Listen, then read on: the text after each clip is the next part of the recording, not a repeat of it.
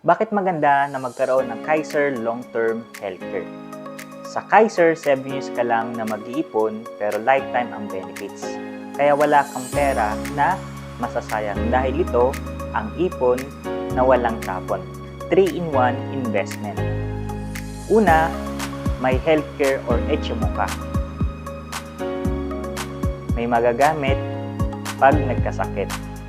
Pangalawa, may life insurance ka.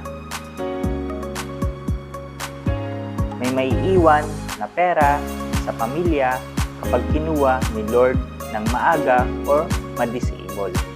At ang pangatlo, may investment ka.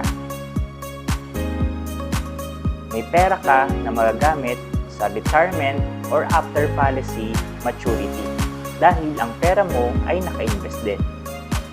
Kung gusto mong maintindihan ang mga basic plan at paano ka makakapag-umpisa ng iyong Kaiser Long-Term Healthcare, pwede mo akong i-message o ang taong nag-send sa'yo ng video na ito.